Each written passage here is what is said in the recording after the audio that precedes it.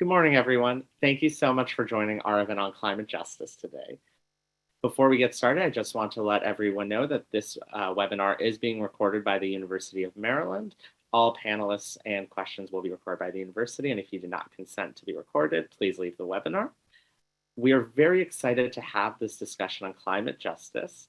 For those of you who I'm not familiar with, my name is Nima Farshchi, and I'm the director of the Center for Social Value Creation and the executive director of Corporate and Alumni Relations at the University of Maryland's Robert H. Smith School of Business. We are excited to be one of the co-sponsors for this event. For anyone not familiar with our center, our mission is to educate, engage, and empower the Smith community to create a better world through business. Our work is rooted in environmental, social, and governance metrics, as well as achieving the sustainable development goals through the work of great businesses like B Corps. We are extremely excited to co-host this event with both Bethesda Green and the Best for DMV movement, two of our fantastic partners here at the Smith School, and we're very excited to have a fantastic panel with Dr. Rochelle Sampson and Raj Agarwal. I'd love to pass it over to today's moderator, Ali Gross. Ali is a first-year full-time MBA student and president of the Net Impact Club. She will be interning at Citibank this summer with the intention of joining the Climate Risk Impact team. Ali will be guiding us through some amazing questions after we hear from Raj and sharing more about the Climate Justice Playbook, an amazing tool that has been created. And then we'll have a discussion between our panelists as well as open time at the end for questions from our audience. I'll pass it over to Ali. Thanks, Nima. Really excited to be part of the event today. So first, I'm going to introduce Raj so he can kick it off with the Climate Playbook. So Raj Agarwal is the founder, president, and lead strategist of Provoke, a communications firm whose vision is a world transformed by equity, beauty, and love. He has over 20 years of experience as a communications and technology strategist and has worked with over 450 nonprofits and socially responsible businesses on a variety of projects, including internal and external branding, marketing, and stakeholder engagement. As a certified B Corp, Raj keeps Provoke rooted in empathy-driven work by forging partnerships with value-aligned visionary leaders. He has led workshops and talks at dozens of national conferences, serves on the boards of DC Fiscal Policy Institute, Nonprofit Technology Enterprise Network, and Washington, DC Economic Partnership, and the Ben's Chili Bowl Foundation.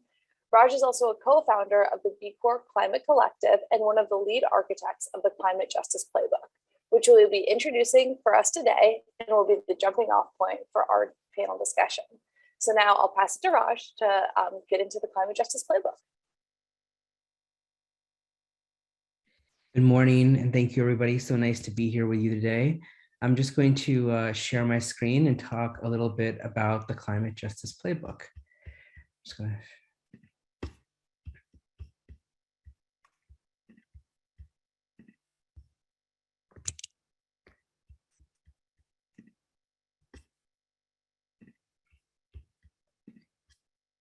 Thank you. Can everybody see my screen? Great. Awesome. So thank you so much. It's great to be with you all today. While I was born in DC, I grew up in Rockville, Maryland, and a lot of my family members have gone to the University of Maryland, so I appreciate that. And I'm sure more of my family members will go over time. So the purpose of the Climate Justice Playbook for Business was a partnership between Provoke, the firm that I lead, the Said Business School at the University of Oxford, at the Scholl Center at the Said Business School at the University of Oxford, B Lab, which is the organization that certifies B Corps, and the COP Race to Zero team. And the purpose of the playbook, it's a global call for businesses to center all climate action in people and justice. And while it's called a playbook, it's actually more of a landscape analysis. It's insights from over 40 plus B Corps, and it was sparked by the B Corp Climate Collective, which is a group of B Corps that came together to do collective action around the climate crisis. And so this playbook is for business leaders, C-suite and CSR leaders. It's been downloaded over 5,300 times in the last 6 months. It's pretty remarkable. I go to a lot of different communities and talk to a lot of different people. And the number of people that I've met that have downloaded this astounds me, especially noting that it is an 80-page, somewhat academic document. And people talk about how they refer to it on a regular basis. So that's really heartening for me to know that I was able to help lead this effort. And the reason that we're doing this is that we understand that in our opinion, is that we've been trying to fight the climate crisis for over 50 years. And if you're like me, who's been doing this work for quite some time, I'd say that many of our efforts have failed, and they're often divorced from the lived experience of the people most being impacted by this work. And the reason that we talk about business in this work is because business is most culpable for the challenges that we have around climate, are the ones who should be most responsible for addressing the climate crisis. So that didn't work. Maybe I pressed the wrong button. So, real shortly, I just want to show you, this is the B Corp Climate Collective. They came together 3 years ago for the first time to say, how can we come together as a group of B Corps to participate in collective action? They decided that the most important thing that they can do is work on climate change. The first year they focused on that. And then by the second year, I was the only person of color at this event. That I helped them to remind them that the people most impacted by climate change are the ones that are least responsible and the ones that are most marginalized. And so this really led to like an internal process within the B Corp community of what does it really mean to center equity and justice at the heart of our work. And so this group of people came together, and as you can see, it's a pretty white dominant crowd here. And decided to make this commitment, but they realized that they really didn't know what it meant to do climate justice work. And so that's where this landscape analysis came in, to really understand where we were as a community, to understand where we were and where we could go from here. So this is some of the contributing businesses to the B Corps. Many of them you probably have seen and are very familiar with.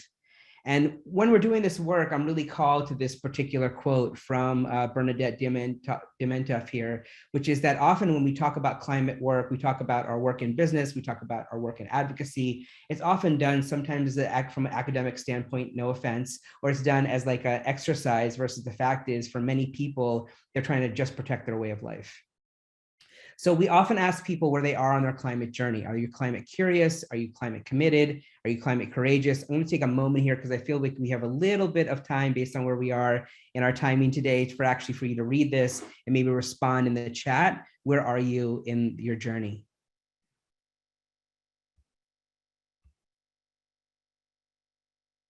And if you're not a business leader, but you're about to become a business leader, it's best to formulate that thinking now. So if anybody would like to share in the chat where you are, we'd appreciate that. Let's keep on moving here so we can get into some of the questions, and Rochelle here can also speak and we can do a great conversation. So what we're really asking people to do when they're shifting from rooting their work in just climate action into climate justice is we're asking them to make a mindset shift. And you see, we're asking them to go from extractive and exploitative to equitable and regenerative. And so often what you see on the left side, and this is something that will come up later in our conversation, is when business is often working and they're thinking about old power models and perpetuating a cycle of harm and injustice, they're often thinking about one size fits all, and they're not thinking about how specific customized ideas are important for specific communities. Sometimes they're often thinking about ideas that are simplistic and overly focused on decarbonization, which is important, but we also need to be thinking about what's multidimensional, systemic, and intersectional. So hopefully this graph here helps you to see how we're trying to shift people's mindset to go from just climate action into climate justice. We were, through talking to over 40 B Corps globally around this work, we were able to develop some insights, as you can see here on the left. Definitely some obstacles, but more importantly, even though this is a playbook, we say that the playbook raises more questions than it does answers. And so some of the things on the insights that are really important that I'm going to keep on hammering home, especially since this is such a local event, is really the importance of starting close to home and understanding that the journey is not linear. And lastly, that no matter what the size of your business is, everybody can have an impact. And often the perspective informs priorities. So often in the work that we're doing, we're encouraging people to work with frontline communities that are really impacted by climate change to inform what a business does when it's coming to make key decisions. The key thing under obstacles that we think is really important, and that Rochelle mentioned in our pre-call before this, is the shortage of models, right? There's not enough tools out there. People don't really understand what this means, and therefore there's a lack of accountability. So you all know about B Corps. They're, obviously have their B impact assessment. And this is an opportunity for people to not only measure what they're doing. And so B Lab is going through a process as they've changed their theory of change to be focused on racial equity, climate justice, and stakeholder capitalism, that they're entrenching more of these values into how they measure. And then lastly, on questions, I think what's really important here is to really think about that. This part where I mentioned about Bernadette, for example, is really understanding how climate change or climate crisis really impacts us personally, and really going through a deep internal journey so that we can move beyond some sort of experience that's outside of us into something that's deeply embedded into how we think and how we feel. So when we talk about this work, especially amongst B Corps and this idea of collective action and bringing businesses together to do things, and as I said on a recent interview, businesses have been banding together for a long time to perpetuate laws, policies that have done a lot of harm to our planet. So hopefully the hope is that when B Corps come together, they're actually perpetuating policies and other outcomes that are actually benefiting to the environment and to society. And of course, obviously to their bottom line. So when we think about B Corps coming together, we often ask them to think about 6 different ways that they can collaborate either with one another or with people in their communities. And this graph here demonstrates what are those 6 different audiences. And so I think examples could be through communities and systems, through people, organizations that are near and far, through coworkers and their families. The B Corp movement has barely tapped into employees of B Corps as well as consumers of B Corps, right? Like often people that are advocates of B Corps are the people leading those, the sustainability folks in there. Obviously you all as students that are learning about this work, but there's such a huge more opportunity to engage with employees as well as with consumers. And so, in one of the cases here, we really tried to, there was an example of 2 B Corps in the UK, Danone and Ella's Kitchen, and they're both competitors. They both create food products, and they realized that what would be better for their communities for them to advocate for better food policies for young people within the UK. So this didn't have this didn't impact their bottom line, but they came together, and because they were such strong business forces in their community, they were able to get these policies passed. That's the one I was just talking about. So for example, some of the best presentations I've ever seen are by folks speaking from the heart. It's important to switch up the dynamic and who's at the table. Every panel should have inclusivity. The folks who want to speak up should be heard. So what does it look like for organizations like these to give grassroots expertise the platform in order for them to speak on what is important for their communities themselves? And then lastly, I talked earlier about the personal journey to advance climate justice. So here are some, within the climate justice playbook, we have a section on useful questions and prompts to help people to get started journaling as a daily practice and start asking themselves these questions. Despite all the challenges in the world and in my life, and there's plenty, what am I grateful for today in this moment? How can I use my time in nature to better enable me to connect with climate change and do the work of advancing climate justice? Now, some people might be like, what does that have to do with this? Well, the fact is like, if we're not connected to that which we're trying to be in harmony with and that in which we're trying to impact, we're somewhat separate from the problem. And so these questions here really allow us to go in deeper. And one thing I want to say for myself is, I forgot what they call it, but there's a lot of grief around what we've done to the planet and what we're doing to the planet. And I feel like it's really important for one to go through their own internal process, the way that we grieve anything that we do in our life. And I believe that is it for my presentation. Thanks, Raj. That was great. Actually, Professor Sampson put something in the chat, so I thought maybe we would address that question first, and then we can lead into the official Q&A section. So she brought up, you mentioned collaboration, what that can look like, and kind of bringing in the people of the impacted communities to really get an understanding of how to best serve them.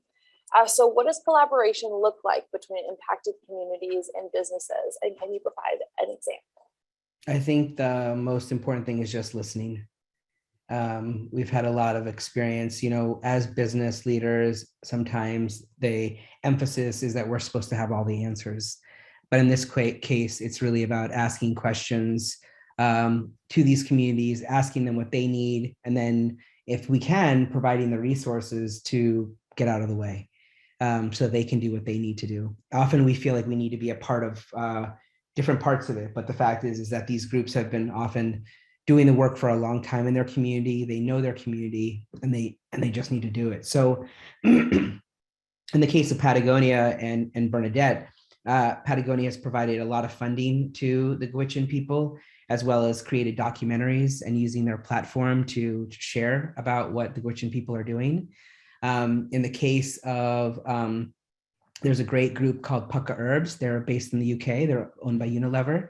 And what I love about that particular group is the former sustainability director who worked on the climate justice playbook with us is a farmer, came up from a family of farmers herself. So when she was thinking about sustainability, she had this like deeply rooted connection to farmers that were creating these herbs that go into their tea, into their multi-million-dollar global business. And she interviewed them, and we got to play their video on a number of presentations. We've presented on the climate justice playbook quite a bunch at this point. And she talked to them about, well, what are you noticing? And they're like, well, we're noticing that the rainfall has changed. And therefore, because of the rainfall, it's impacting the way that these herbs are being grown. And if it continues to happen this way, we're going to have X, Y, Z.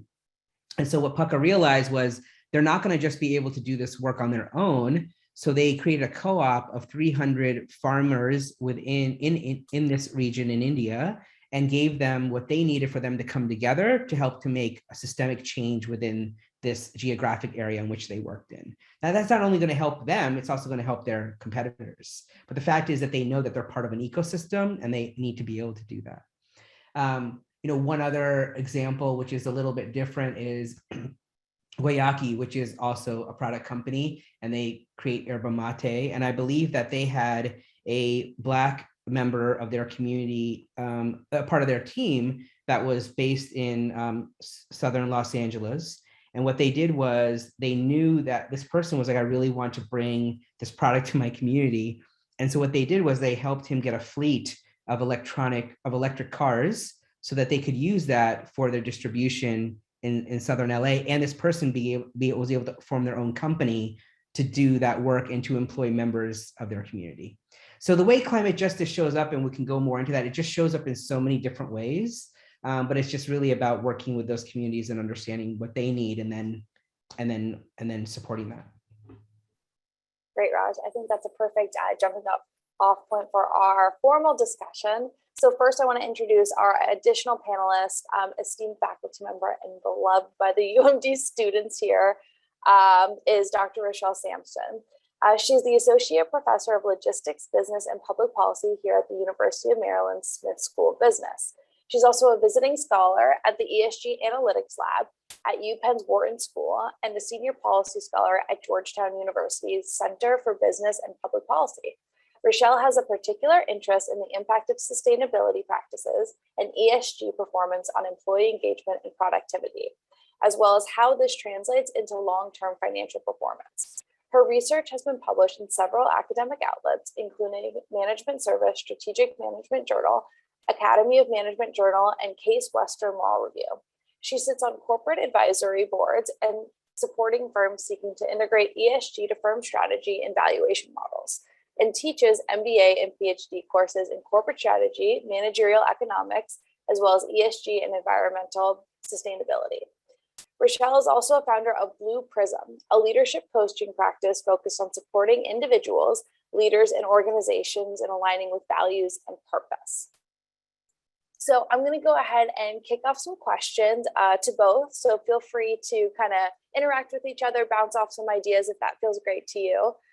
For anyone listening, if you guys have questions, feel free to put them in the chat. We'll do a Q&A at the end, so I'll be monitoring the questions as well, and we'll answer those at the end. So, Raj, we talked about collaboration, but as well, we talked about obstacles. So what are some of the most common obstacles that gets in the way of businesses undertaking these practices, and some examples of those? Thank you, Allie. Mhm. I'm going to just read off from what we have in the climate justice playbook, which is a lack of understanding, right? So people, if you've been working on the climate crisis for over 50 years and someone comes along and shares with you, actually, you need to do it this way, it could be very much heard as you've been doing it wrong. And the fact is that's not what's being said. What's being said is we need to innovate and change the way that we're approaching it and build on what we've done so far with the infrastructure, with the understanding. We often say that the business case for the climate crisis is irrefutable. I mean, billions, maybe trillions of dollars have been spent on trying to address this issue, and we still find ourselves in certain challenges. So there's no question about whether or not we should do it. The question is, should we try a different approach and see how that has different outcomes? I talked about the lack of accountability. So now that this is like a newer thing, how are we measuring this?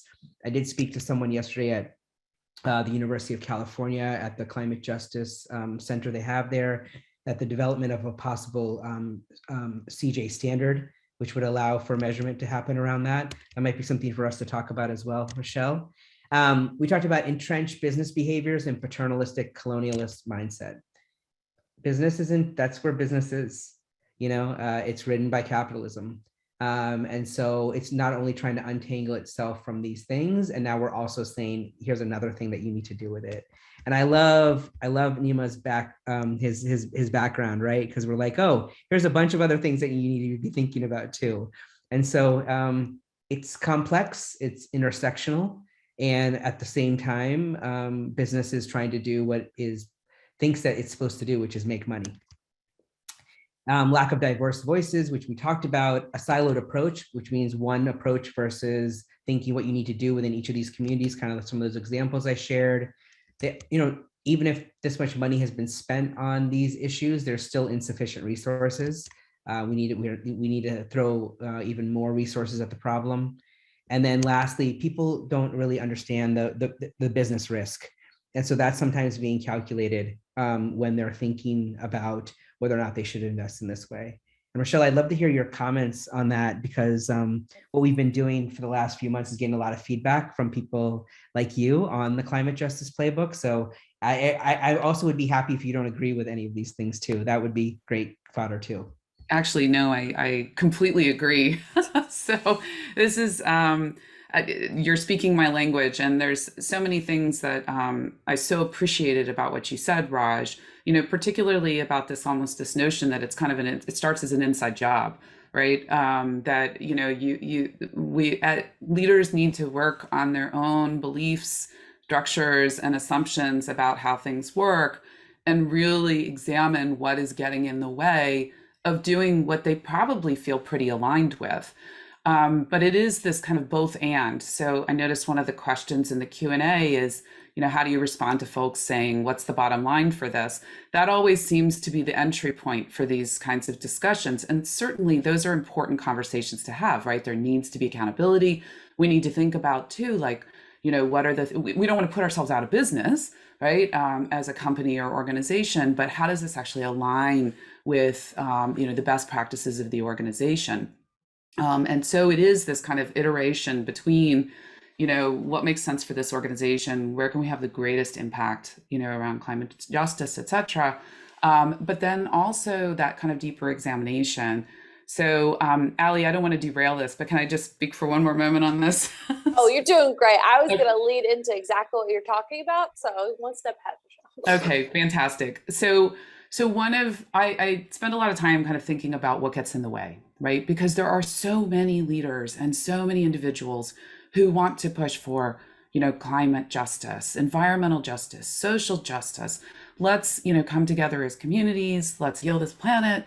Let's live in a very different way, in this more regenerative way that's much more in sync with biological systems. And so it's like, what gets in the way of that, right? And so some of the work that I've been doing is around kind of short-termism, but then really drilling down to the personal aspect of that, like what drives us to think short-term, right? And there are good reasons for that, right? So it usually comes from a scarcity mindset, that a belief of limited resources around time and money. And I'm not trying to, say that, money is infinite and things like that, though we could have an interesting conversation about abundance and things like that. But When that happens, we tend to focus just on the thing immediately in front of us. And so it gives us a very short-term mindset. And it also cuts off our peripheral vision. So it leads to this tunneling behavior in individuals and humans, right? And so what that means is that we no longer are thinking about our community impact, our environmental impact, right? Our relationships with the community, with our suppliers, et cetera. We're not thinking about that because we're just thinking about this thing immediately in front of us. And that focus can get us out of trouble, right? It's a survival instinct. However, as one of the few species that has the ability to kind of step back and really examine our own belief structures, right? So it is incumbent upon leaders and individuals to do exactly that inquiry that Raj was suggesting, right? To be able to kind of step back and, give yourself and your organization a little bit of space and protected time to really feel into these issues. And I say feel not lightly, and I'm not, again, it's the both and. It's coupled with, good knowledge of business practices and where impact is. And, it's about kind of coming up with these raise all boats types of solutions, right? But to the bottom line, I completely agree with what Raj said. Most organizations do not understand the risk of this, right? And risk, in my opinion, is an entry point for thinking about this because there's so much more that's possible in terms of expansion and opportunities and betterment of humans and planet, right? But the first point is to understand what a sizable risk this is and how it's going to raise your cost of capital, how it's going to raise the cost of supply, how it's going to lead to loss of social license, which has impact on marketing and relationships with consumers. So clearly I could go on, so I'm going to stop there and turn it back over to Ali and Raj and Nima. Thanks, Rochelle. I think one of the things that probably we're all thinking is that we want to do the right thing. So social justice, environmental justice, all of these things. And there's so many different places to start. So you mentioned kind of feeling into the issues. So what's kind of a tangible way that companies can begin when kind of sorting through all of these types of things? For Raj or Rochelle, any ideas? Well, I'd love to hear Rochelle maybe talk a little bit more about this risk component because I'm learning a lot from that. I really appreciate that. If you feel like that's appropriate, Rochelle. Sure. So I think there's the two questions, right? There's the risk component, and then there's the, how do leaders kind of step into evaluating this and, right, kind of really understand and feel into these issues. So on the climate risk component, there's a lot of really important work that's going on. So this is kind of the hardcore research stuff that's happening. Some of the work that I'm doing with the ESG Analytics Lab, is around that. And so basically we're trying to quantify, and some of this has already been done, what is the risk, for example, to supply chains, right? And disruption of supply. We've all seen that kind of firsthand, right? In our day-to-day lives, right? Things are harder to buy, things are more expensive, et cetera, right? Some of that is pandemic related, of course, but there's also climate components to that as well, right? You have drought, you see the price of crops go up, food becomes more expensive, things like that. And that can lead to refugee crises as well, right? So, part of what happened in geopolitical events like Syria is because of famine, right? There's a lot more to it than that, but, there was a severe drought that led people into the cities, which led to social unrest, which led to the massive humanitarian crisis, right? At least in part. Again, I'm simplifying, but this is a major event. So we can start to quantify what are the impacts, right, in terms of disruption to supply chain. But there's also many who are starting to think about, very financial indicators like cost of capital, cost of debt to companies, right, who haven't managed this risk. And shareholders are demanding more of that information, right? But it is still early days, right, because it's so bespoke to organizations. Right. So we can all apply a toolkit, but in terms of what comes out at the other end, it's very individual. And then in feeling into the issues, I'd love to hear a little bit more from you, Raj, because you had all those wonderful questions for leaders and organizations, like where do you start this kind of introspection process? And how do you create that space for individuals to be able to step back from those day-to-day pressures so that they can be a little bit more sort of introspective? Like where should they begin?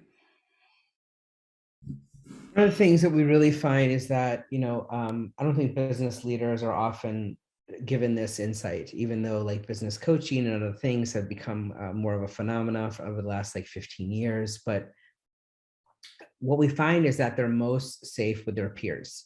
And so that's also another place where a group like B Lab or being in business school is really helpful, where you're able to have these conversations in safe places where you're able to hear how other people think, or chapters like Net Impact, right? As they've been stewarding these conversations for decades at this point.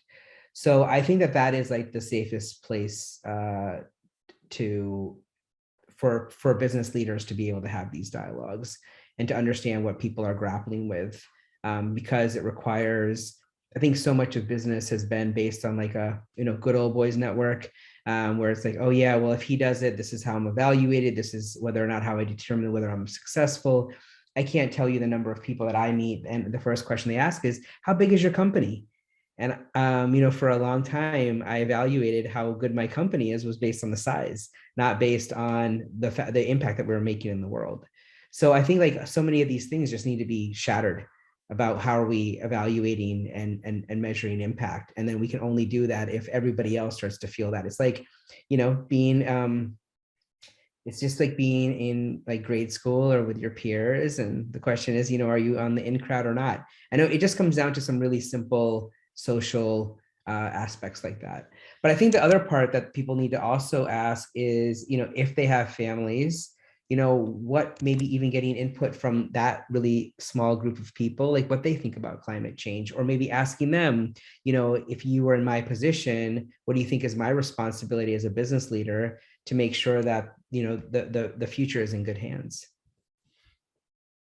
But I have seen so a number of white male leaders break down in front of other white male leaders in a way that they wouldn't have in other places, because of the vulnerability that one of them shows, and then the rest of them kind of follow suit. I don't know if that was what you were expecting, Rochelle, but that's my direct experience. No, I really appreciate that, actually. It's almost like the work around affinity groups, and creating those, for, sort of safe spaces for people to really articulate their fears and belief structures in a non-judgmental way. Yeah. That was great. I know originally we said we were going to leave Q&A to the end, but there was actually, I think, a question that fits really nice here, and it's about focusing about small businesses. So saying they don't have the resources to invest in climate justice, or to do it in a way that is impactful enough or feels honest enough, or the way it deserves. So we kind of talked about the risk aspect, understanding what that true risk is long term versus the short termism. And Raj, you just brought up some great aspects of vulnerability and kind of that moral standing point. So what would you say to small businesses that feel that way? Kind of what approach would you take to help them understand that this is something they can invest in even now? Yeah, my favorite example so far has been two companies in Portland. One's a 1 to 2 person company that owns a bunch of billboards in Portland, and another company is a company that helps to weatherize homes in Black communities in Portland, Oregon. And so these two groups came together, and this 1 to 2 person company decided to give free billboards to this winterizing company. And that's how they committed to climate justice. They couldn't contribute funds, but they committed their resource, which are these billboards, so that people could know that they could support this weatherization company, and that these that these communities understood that this service was available to them. By the way, this group is going to be speaking. There's going to be a B Corp event at the end of the month on April 28th. I'll be speaking there as well, and these two companies will be showing up there also. So the point of all that is, you can be Danone and Ella's Kitchen or Patagonia and doing these huge things, or you can be small 1 to 2 people companies saying, 1 to 2 person companies saying, this is what I'm going to be doing to impact climate justice in my community.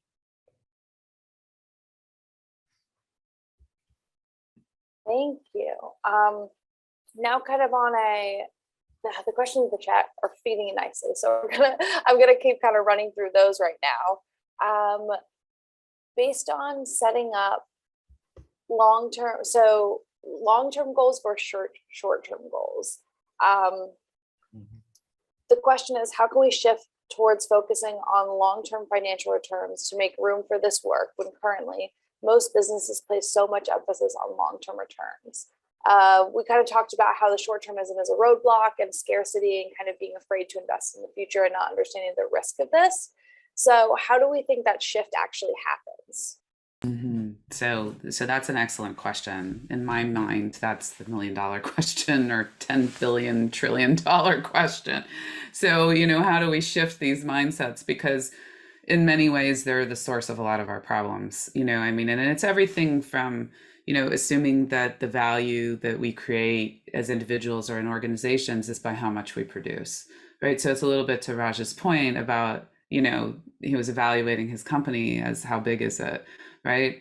So there is a little bit of kind of needing to smash through these mindsets and really get back to a sense of, personal grounding and what does worth really mean. And, kind of valuing the experience in a much broader way. Now, clearly that needs to be balanced with the need to remain an ongoing concern as an organization, right? But typically it usually starts as conversations. And what most organizations and individuals within these organizations who are leading don't often realize is that there is so much that is actually possible even while maintaining returns. This is the mindset shift, right? And it's really being able to kind of step away and realize that a lot of these things are also good business practices. And I'm not saying that's the only reason to do it, but so just take, for example, like basic operations research that, makes manufacturing more efficient. For example, it reduces energy consumption, it reduces waste, it reduces, draw on supply. There's all sorts of benefits to it, right? And it is not rocket science, okay? But so many companies don't focus on it, even though they can save millions of dollars, tens of millions of dollars, in addition to the environmental impact, because they have kind of a mindset of, well, that's, we're looking for top line growth, right? We're looking for expansion into new markets. That's just not, I can't get excited about that, right? And so it really requires kind of a stepping back and, what is our mission and values as an organization? How do we match that with good business practice? So, we are providing, for all of our stakeholders, including our employees who would probably like to show up for work tomorrow, right? So there's that aspect too. But I totally agree that the short-term mindset is one of the biggest impediments. And that, that requires some effort to get people out of that setting, right? So talking about making groups and roundtables and things like that, you want to do it in a way where you step away from your normal environment, right? So you don't kind of fall into those patterns. And, it just starts with one person, right? One person starting to ask these questions, caring about the answers, understanding that we're not going to know exactly how to get to the top of the mountain, but knowing what the next right step is. And that's a really important point, is that you don't have to know the full path. You just need to know the next question to ask. That was great. Thank you. I think one of the things that you touched on is kind of individual care and honesty and holding your moral high. I don't want to say high ground, but your morals when you're looking at more of the long-term aspects. And so since you're an advisor on some of these companies that want to go into ESG reporting, how do you feel about the SEC's announcement to want to mandate ESG reporting? Because it kind of takes that, maybe this a little bit of the reflection time out of it, but I definitely want to hear kind of your take on that and how you see that moving forward for companies. Yeah, so my my initial reaction is absolutely it should be mandated. Okay, and then let me give you the reasons why, but let me give you reasons that was only the first step, right? So without mandated ESG reporting, companies are not required to report on things that we as society care about, right? And even as investors, right? If you're thinking about like the risk aspect of this, it's the Wild West. Okay, nothing is validated. We don't know, it's not comparable between organizations. It's not audited. So what companies do, and I understand why they do this, is They present the most glossy image of themselves, right? And it's not that they're being dishonest, it's they're being selective, about what they're choosing to talk about. And so when you mandate ESG reporting, you set out specific reporting requirements and make it comparable. Now, there's real costs to that. I'm not going to pretend that there aren't. There's reporting, there's validation, all of those sorts of things. And it can force companies to try to evade, right? So, for example, when companies had to report median worker wages, so that we can get a sense for the top versus the median worker, there was a lot of resistance. And what some said, and this is true, is that it will cause some companies to outsource their lowest wage workers so that their median wage is higher, right? And there's going to be distortions like that, and that is inevitable. But that doesn't mean we shouldn't seek the information, because having audited, comparable information on issues that we care about will allow us as consumers to decide what we care about, to employees to decide which organizations that they want to spend their time and kind of life force energy on, right? And investors, of course, to decide where to allocate capital and what's the true risk underlying that company, which we don't have good information on. Again, very imperfect, these measures, but in the same way, accounting measures are very imperfect, as we know. But I think it's an incredibly important step. And I absolutely am 100% behind it. Raj, I'm going to kind of put this question back on you in the sense of now you'll see with this increase in ESG reporting and this increase of awareness as you kind of bring that up and keep doing all this work with Climate Justice Playbook and all these downloads you've been getting, do you have the same kind of excitement around it and feelings that Rochelle just mentioned? I do, but I would not be able to articulate it the way that Rochelle did. So yes, thank you. Yeah, I am kind of sticking with you. I know that you, again, excitement around the Climate Justice Playbook, really pushing this mission and message. So how is the B Corp community uniquely positioned to lead by example on climate justice? Yeah, I think that it has to do with collective action. Like I mentioned before, businesses have always been banding together for things that may not have the best that don't have the best outcome on the environment and on society. But knowing that these B Corps have made a commitment, they've gone through a rigorous process. The fact that they'll be able to come together, they're going to have even more of a voice and have more of an impact, both locally and nationally. So I feel like we're just at the edge of what B Corps can do, and primarily that has been through being in these affinity groups, as Rochelle mentioned. So now that they're in relationship, now we're going to be able to see even more what they're able to do. An example is at this B Corp Climate Collective, we had a number of different businesses come together around different ideas around employee engagement or advocacy or packaging for companies that deliver different types of skincare and beauty products. There were 3 companies at that time. Just about 3 months ago, 70 B Corp companies globally launched the B Corp Beauty Collective and are working together to help impact packaging for all of their businesses collectively. So that's just part of it. We've had a major another company in that business reach out to us and ask us how we can review their sustainability work through a climate justice lens, because there's nobody else out there that's doing it. So this is how it's going to perpetuate. It's going to happen with a small group of folks, and then it's going to keep on going bigger. When we started the B Corp Climate Collective 3 years ago in 2018 or whatever's happened to time, there were 50 of us, and now there's 3,300 of us around the globe. That's amazing. Thank you.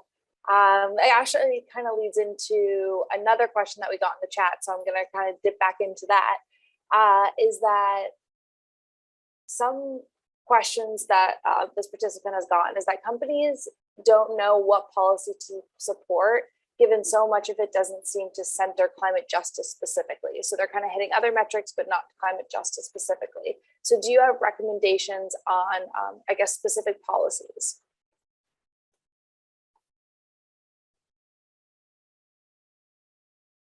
I do not have recommendations on specific policies, But I also believe in some cases, the ways that businesses can contribute to climate justice is by advocating on policy change. Like that might be the only thing that they can do. So that has nothing to do with their supply chains. It has nothing to do with working with, it's actually listening to frontline communities and understand what their needs are, but then it's just using their business voice to make sure that policymakers do what needs to be done.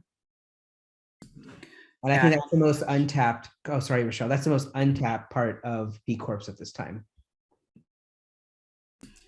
Yeah, and I would just add that this is an analogous issue with identifying stakeholder groups and just coming up with like good ESG strategy overall for organizations, is kind of figuring out where is your impact, right? So it's like, that's where you have to start. It is a bespoke process. It's going to be unique for each organization in terms of their resources that they can commit, but also where their impact is, right? So Raj gave some examples, about like working with growers or working with organizations that want to help, like the Billboard organization, and sort of those are kind of two very different ways. So one is, you have impact through your supply chain, right? Because you're working with growers who are being impacted by climate, and there you can have a much more direct sort of impact or center it around climate justice. But it does require a lot of conversations and assumptions that you do not have the answers, right? That, you need to work with the communities who are impacted and hear from them. And then on the other hand, if you find through going through your stakeholder groups that, there isn't sort of as direct of an impact, then it's really, well, how can we lend our voice, like Raj is suggesting, or how can we lend our unique resources and talents to this in a way that we care about? And there can be good business sense for this too, right? I don't want to be reductive about it or make it all about being operational, but it's the both and, right? Employees, for example, and individuals, they want to work for organizations that they feel share their values and that they care about what they're doing. And this can be a really important part of that, even if they're not in the kind of business where they're working with, say, farmers, for example, and it's a very direct impact. They want to feel like everybody wants to know that they're making a difference. They have meaning in their work. That's pretty universal. Yeah, go ahead. Just to share an example of this that's actually very timely and relevant for us here at Smith, we have two teams of our students working with the Greater Cumberland Coalition to help create ESG metrics for small and medium enterprises in the forestry industry in Western Maryland. This is currently an unregulated, untapped market, and the forestry leaders themselves wanted to have these ESG metrics to showcase the work they're doing. Now, when it comes back to listening and having empathy that we've been discussing, our teams are actually leading a charrette next week between these SMEs, the Nature Conservancy, leaders from Annapolis, as well as other coalition and community members. And it's just such a timely undertaking that whether we're talking local at a B Corp or national at an ESG level, these are things that are happening throughout society. Sorry for derailing that, Allie, but I'll pass it back to you. No, that was a great example, Nima. I wanted to since both our speakers, Raj and Rochelle, you guys both talked about policy changes, so lending a voice. I wonder if you could give an example of a policy change that really influenced climate justice and kind of what that policy might look like. I'll go for the big one. This is going to be really controversial, but I'm just going to throw it out there. Banks not funding things like the Dakota Access Pipeline. That is climate justice, right? So, and I will tell you too, that this is not just about climate justice. This is about risk management as well, because funding something like that's going to have enormous delays, that there's a lot of protest and no social license around it, where it's not eventually going to happen, is a bad investment. Okay, so it's both, it's that both and, but it is for banks in particular, like being very careful about what they're willing to fund, right? And really thinking about climate justice as not only kind of a risk, but, how does this align with, our mission and values as an organization, for who we are to our employees and our other stakeholders. I love that you said that, Rochelle. One of our clients is Yes Magazine, and they said that their biggest issue was when they ran. They have one page where they talked about, who was supporting the Dakota pipeline, and that page to this date still has it's one of the most it's the most traffic of many other pages on their site. Also, we're running a campaign called Bank for Good. Bank for Good will allow you to see a number of banks that are not funding or supporting fossil fuel, investing in fossil fuels. So these are just some tools that are out there that if you're looking to switch your bank, this is the time to do it. And there's a lot of really great banks out there that are not perpetuating these inequities.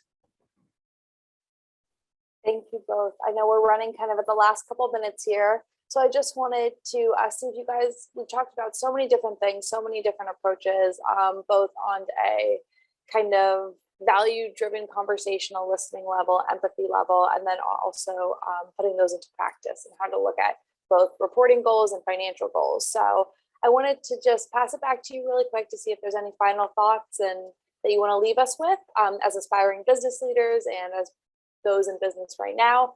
And then we'll take it from there.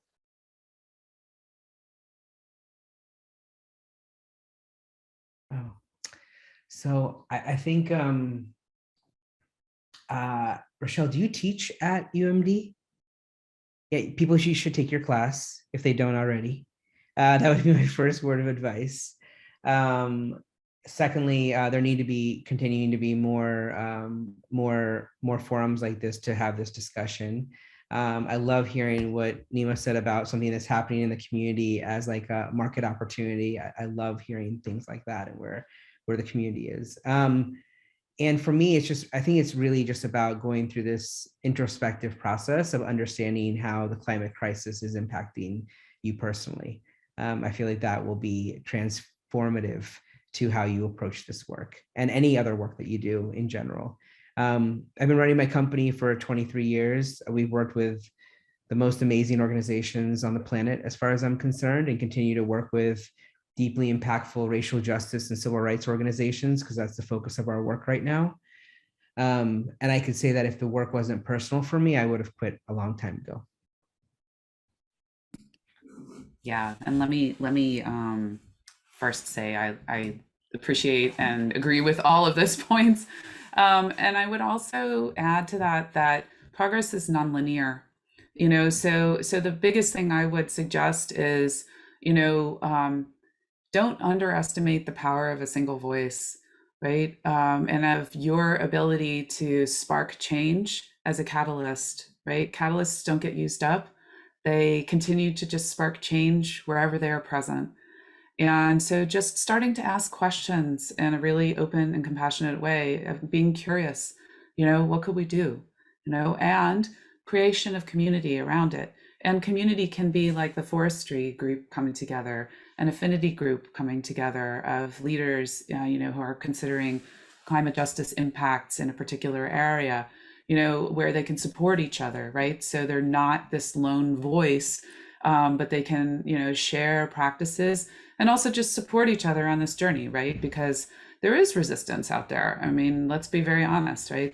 We're going against the system that exists as it is currently. And but many people want to make this transition. And so it's kind of working with that. And again, just trust that progress is very nonlinear in this dimension. It's one person, it's two people, it's 10 people, it's 1,000 people.